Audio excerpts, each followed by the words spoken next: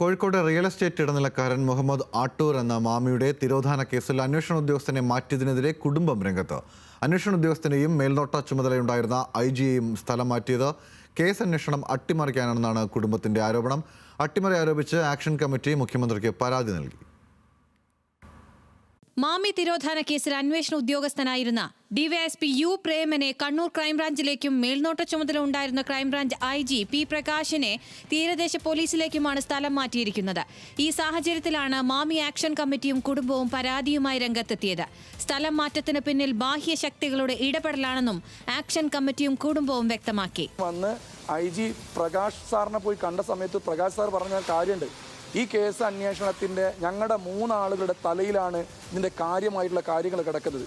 ഒന്ന് IGP പ്രകാശ്, രണ്ടാമത് Malappuram crime branch SP Santhosh Kumar sir, മറ്റതൊന്ന് ഇതിൻ്റെ IO ആയ DYSP പ്രേമൻ സാറ്. ഈ 3 ആളുകളാണ് ഈ കേസ് കൺട്രോൾ ചെയ്യുന്നത്.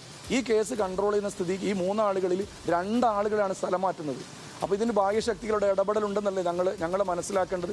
അന്വേഷണം പൂർത്തിയാകുന്നതുവരെ ഇരുവരെയും സംഘത്തിൽ നിലനിർത്തണമെന്നാണ് മാമി ആക്ഷൻ കമ്മിറ്റി മുഖ്യമന്ത്രിക്ക് നൽകിയ പരാതിയിൽ ആവശ്യപ്പെട്ടിരിക്കുന്നത്. അനുകൂല തീരുമാനമുണ്ടായില്ലെങ്കിൽ ഹൈക്കോടതിയെ സമീപിക്കുമെന്നും ആക്ഷൻ കമ്മിറ്റി വ്യക്തമാക്കി.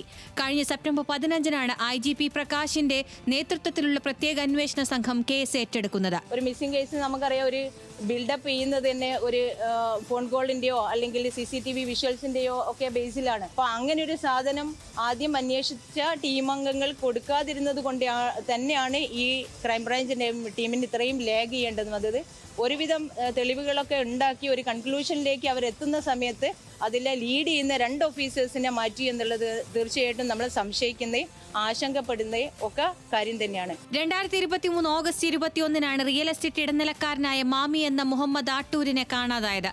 നടക്കാവ് പോലീസാണ് ആദ്യം കേസ് അന്വേഷിച്ചിരുന്നത്. പിന്നീട് പ്രത്യേക സംഘം അന്വേഷണം ഏറ്റെടുത്തു.